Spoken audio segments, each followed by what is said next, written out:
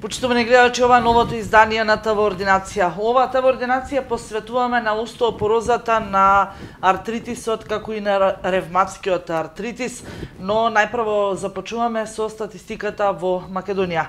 120.000 луѓе годишно во Македонија заболуваат од остеопорозата, а дури 90.000 од нив се жени. Што вели статистиката, а што велат и лекарите превентивно, но и за начинот на лекување од следниот прилог. Во Македонија 120.000 луѓе боледуваат од остеопороза, а од нив 90.000 се жени.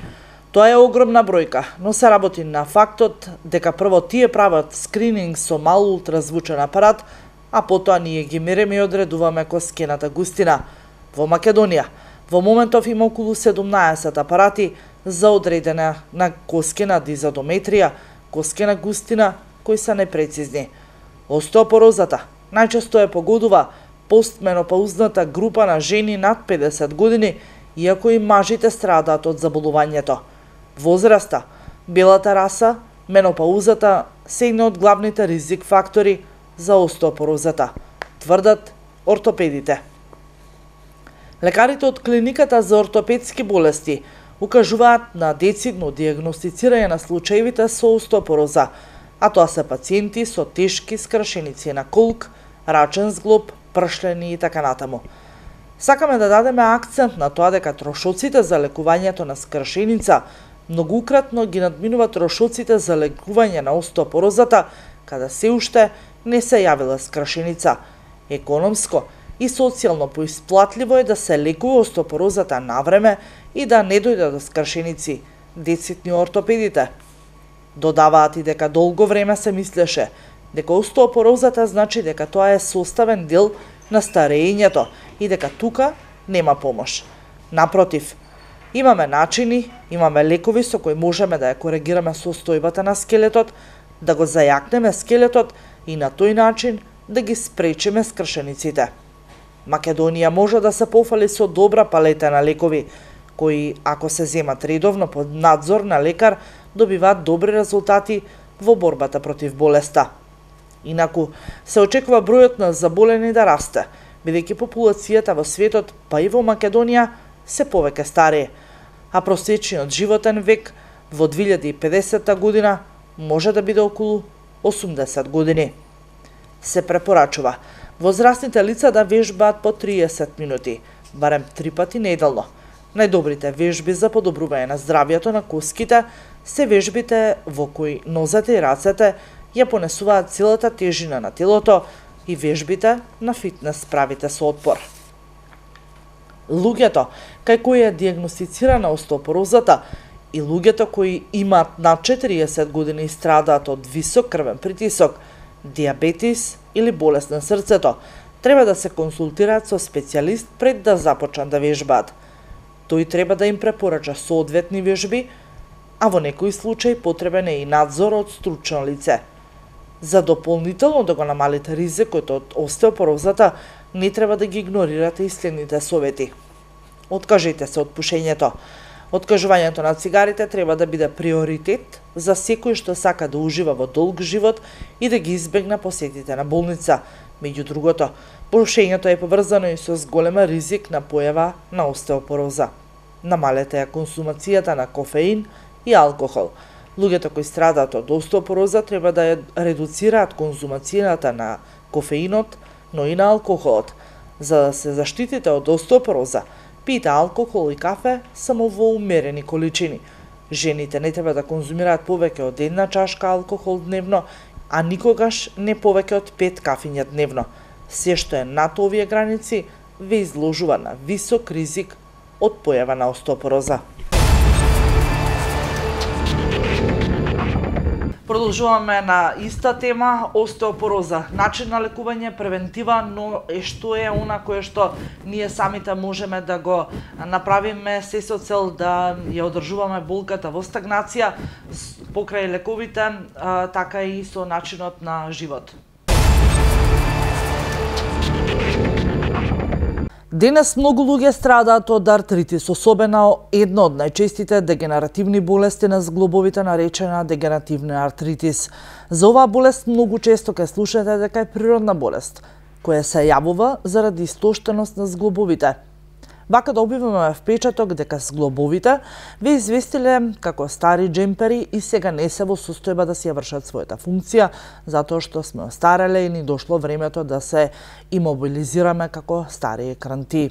Докторите во оваа прилика најчесто советуваат да се намали телесната тежина, ама не ви кажуваат како да го направите тоа, затоа што и тие не знаат. Па затоа ќе се залутате на некој од самонаречен нутриционист кој ќе ви напише диета со која можеби е чисто чудо како ќе останете живи. Така, кога нема да успеете да го исполните барањето на докторот, да ја намалите телесната тежина, тогаш тој ќе побара од вас да не ги користите многу зглобовите, особено ако се работи за долните екстремитети, бидејќи треба да го штитите она што малку останало од нив. Но стручноста на докторот не застанува тука. Тој истовремено ќе ви препише и некој лек против болки за подобро да се држите со болеста. Кога ќе поминува времето, вие ќе станувате се позависен од лекот убиец на болки. Најчесто тоа е лекот од типот на нестероидни антиревматици. Но многу пати досега испитувањата покажуваат дека токму овие лекови можат да бидат оние кои го оштетуваат коскеното ткиво. Остеоартритисот не е болест која е ненаменливо поврзана со старењето. Луѓето можат да живеат многу здраво и да имаат многу здрави зглобови кои не болат, без разлика на тоа колку години имаат. Луѓето кои живеат во Азија и Африка и кои се физички многу активни, а се хранат претежно со необработена растителна храна, а многу малку користат животинска храна до крајот на животот, дури и во својата старост, имаат здрави зглобови кои не ги болат. За разлика од нив, модерните луѓе кои се во состојба дури во тоалет да се обезбедат, да се одвезат со автомобилот и не дигнале ништо повеќе од вилушка со парче месо или сирење на растојание од чинијата до устата, имаат болни зглобови вкочанети, истоштени и стари, каков што е всушност целиот нивни организам. Западњачкиот модерен живот и модерната калорична храна ги оштетува зглобовите на повеќе начини. Прво, преку зголемена телесна тежина, односно преку дебелината. Второ, преку намалениот проток на кислород до ткивата на зглобовите заради замастена и густа крв. Трето, заради големото количество на животински протеини кои се конзумираат со храната, особено протеините кои потекнуваат од млекото и млечните производи, кои предизвикуваат воспалителни процеси во зглобовите и постојана деструкција на подвижните делови од зглобот. Сега можете да направите логичен заклучок за храната, која се препорачува за градење на здрави коски, а обично тоа е месото, млекото, јајцата, рибата. Сосема спротивно, токму таа храна ги уништува коските, но зошто и понатаму се препорачува од многу доктори? Најверојатно затоа што докторите не се информирале навремено или затоа што докторите не ги читаат резултатите од студиите кои го покажуваат спротивното, а таквите студии се финансирани од производителите на млеко, месо и слично. Но, што да направиме со оние кои бараат чаре од оваа болест? Се разбира дека постои излез од таквата очајна ситуација на болни и неподвижни зглобови и нарушен квалитет на живот.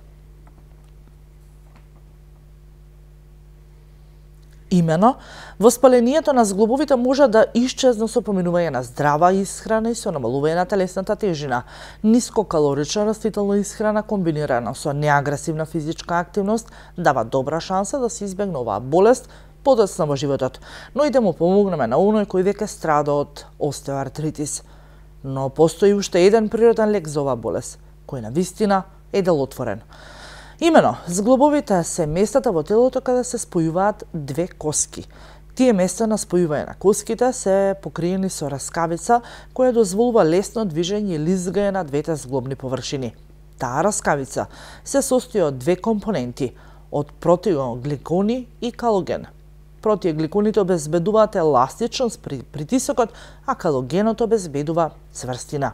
Субстратот кој ги гради блоковите на протеиногенелот може да се обезбедат како форма на диетален производ кој е создаден од морски школки и се вика глукозамин.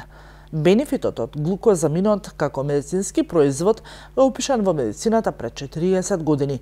Овој лек има способност да ја намали болката во зглобот преку намалување на воспалението и преку стопирање на енземските процеси на разградување на зглобовните елементи. Со тоа се подобрува функцијата на зглобот, всушност преку реизградба на оштетените зглобни површини. Глукозаминот го штити расковичното ткиво од озумирање и не само при излекување на болната раскавица, туку и при изградба на нова. Глукозаминот многу добро бил толериран од страна на многу пациенти кои биле ставени на оваа терапија за кратко или подолго време. Сепак, кај многу мал број на пациенти се јавиле благи гастроентеративни тегоби и главоболки. Глукозаминот се наоѓа во сулфатната и хидрохлоридната форма, но и двете имаат ист ефект. Се зема во доза од околу 1500 мг дневно. Некаде глукозаминот може да се најде и како продукт добиен од кравја раскавица. Сепак, овој тип на глукозамин може да не е добар за човекот заради можноста да содржи несакани штетни компоненти. Исто така, може да се најде глукозамин во комбинација со калциум, магнезиум и друго. Таквата комбинација не е добра, затоа што тие додатоци може да предизвикаат и поголема штета отколку корист, бидејќи може да се предизвика дисбаланс на организмот. Затоа е подобро да се користи чист и природен глукозамин. Глукозаминот сепак е препарат кој се вбројува во групата на лекови, затоа неговото земање мора да е под надзор и на лекар. Не би требало да се зема како превенција од можно заболување на зглобовите, затоа што сепак сите лекови имаат позитивно, но и негативно дејство.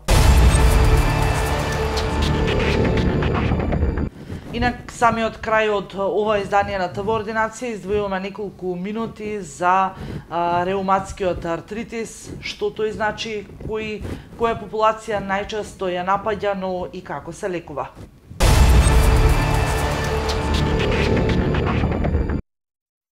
Реуматскиот артритис.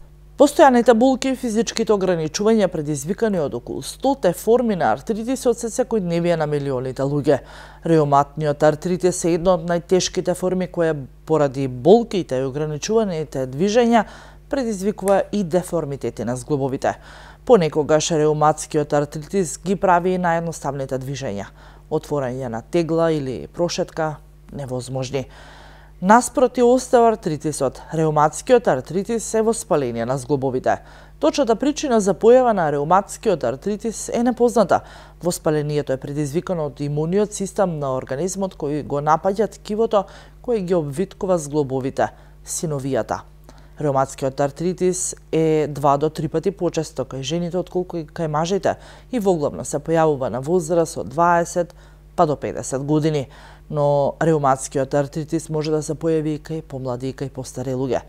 Не постои лек за реуматскиот артритис, но со соодветен третман и стратегија за заштита на зглобовите и примена на животниот стил, болеста може да се стави под контрола, а заболените да имаат долг и продуктивен живот и покрај болеста. Знаците и симптомите на реуматскиот артритис може да варираат, да се јавуваат и да се губат. Овие симптоми вклучуваат болка и оток во зглобовите, особено во малите зглобови на шаката и стапалата. Општо отсутство на болка и укоченост на зглобовите, особено по одмор или спиење. Неможност за изведување на движења во зафатени зглобови. Губиток на сила, слабост во мускулите кои се припиени за зафатените зглобови.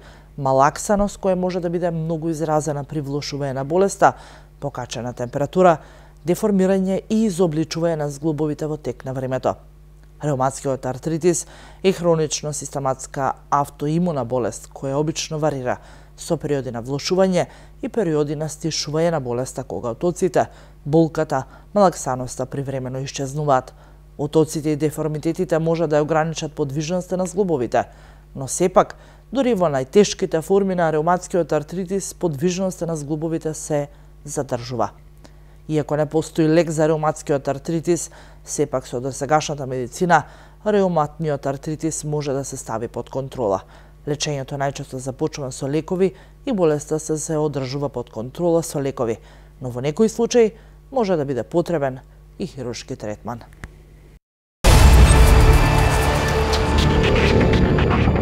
видовме прилозите посветени на остеопорозата, но и на артритисот, како и на ревматскиот артритис.